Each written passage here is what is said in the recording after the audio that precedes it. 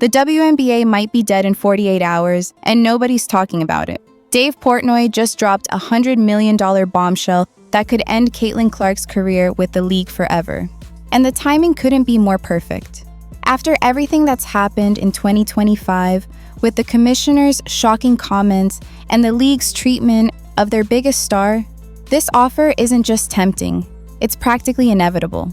What Portnoy said on live television yesterday wasn't a joke or a publicity stunt.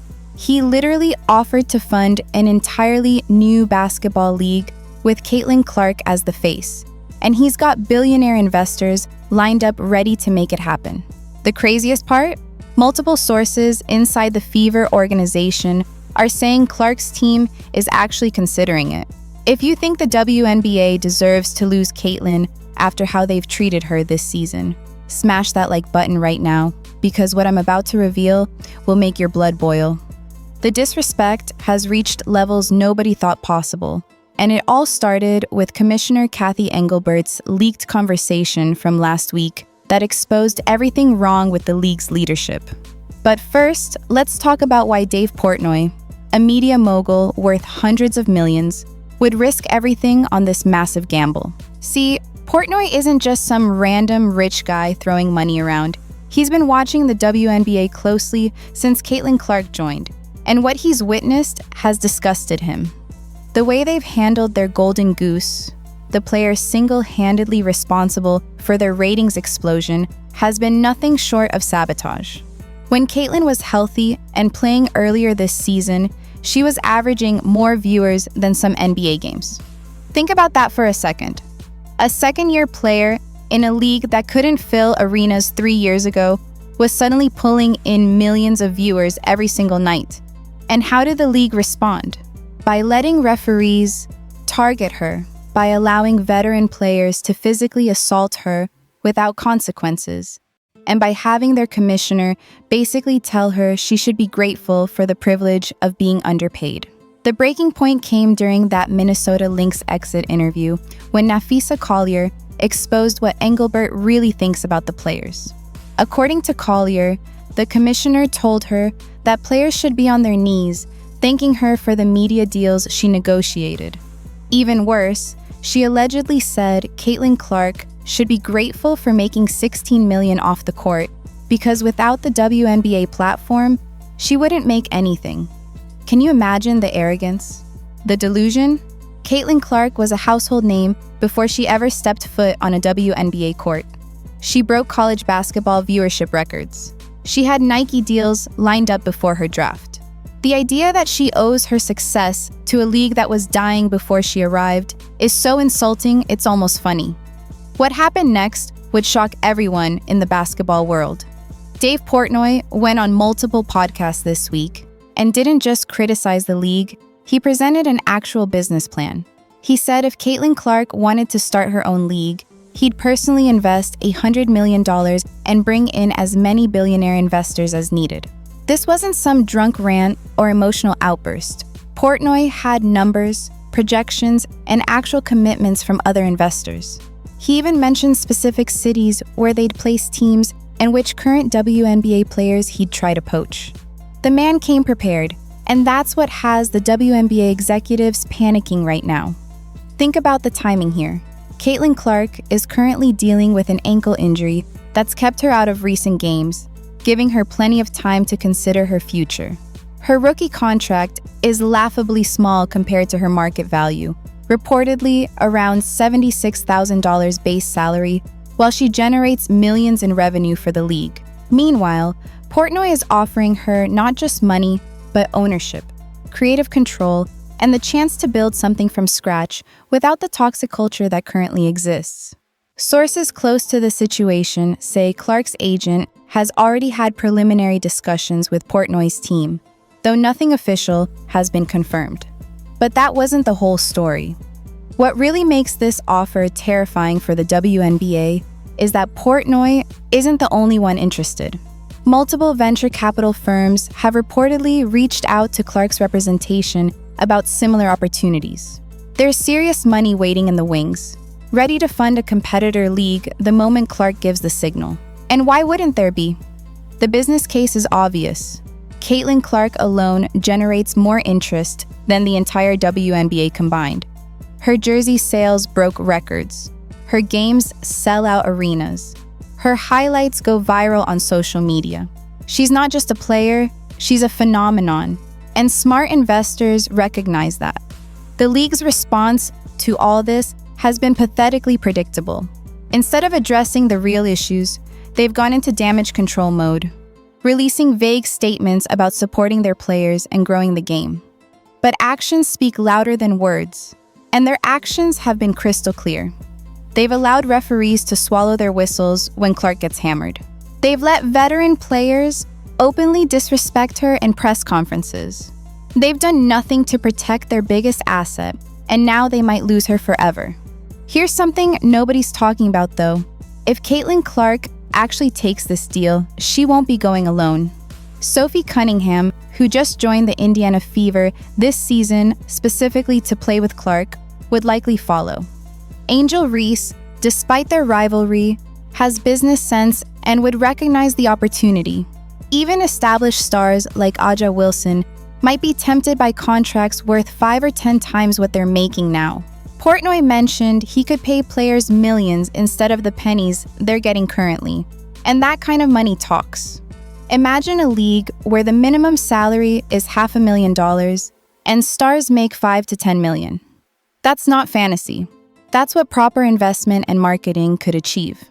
What makes this even more interesting is what's been happening behind the scenes in 2025. The WNBA Players Union has been increasingly vocal about their frustrations with leadership. The collective bargaining agreement negotiations have been tense, with players demanding better travel conditions, higher salaries, and more marketing support. The league keeps claiming they're losing money while simultaneously signing bigger media deals than ever before. The math doesn't add up, and players are starting to notice. This Portnoy offer might be exactly the leverage they need to force real change, or it might be the excuse they need to jump ship entirely. The timing couldn't be worse for Commissioner Engelbert either. She's already facing calls for her resignation after the Collier interview revelations. Multiple team owners are reportedly unhappy with her leadership. Sponsors are nervous about the negative publicity. And now, she's got Dave Portnoy on national television essentially declaring war on her entire operation.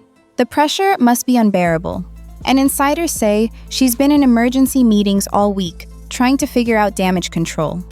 But here's the thing that really has people talking. Portnoy didn't just make this offer in a vacuum. He's been building relationships in women's basketball for months. He's attended games, met with players, talked to agents. This has been a calculated campaign, not a spontaneous decision. He even mentioned having conversations with former WNBA players about coaching positions and front office roles in his hypothetical league. The infrastructure is already being planned, and that should terrify current WNBA leadership. What happened next would shock everyone even more. Yesterday, 3 more billionaire investors publicly expressed interest in Portnoy's idea. Mark Cuban tweeted that he'd be interested in owning a team. Another tech billionaire said women's basketball is an undervalued asset ready to explode. The momentum is building, and it's building fast. This isn't just talk anymore. This is becoming a real possibility that could happen as soon as this summer. The question everyone's asking is simple. Will Caitlin Clark actually do it? Will she really walk away from the WNBA and start her own league? The answer might depend on what happens in the next few weeks. If the league doesn't make serious changes, if Engelbert doesn't resign or get fired, if they don't start treating Clark with the respect she deserves, then honestly, why would she stay? She's got nothing to prove to them. She's already shown when she can fill arenas and drive ratings. She's already demonstrated her value. If they won't pay her what she's worth, someone else will. And let's be real about what Clark is worth. Conservative estimates put her economic impact on the WNBA at over $500 million in her first 2 seasons.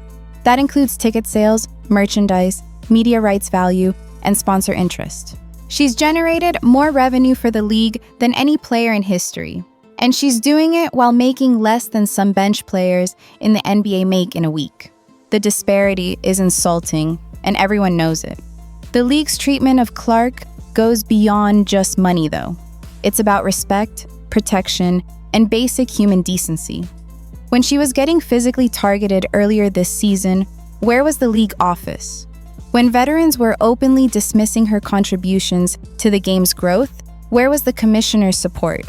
When social media campaigns were launched to diminish her achievements, where was the WNBA's marketing department? They've hung her out to dry repeatedly, and now they're surprised someone else wants to give her a better deal.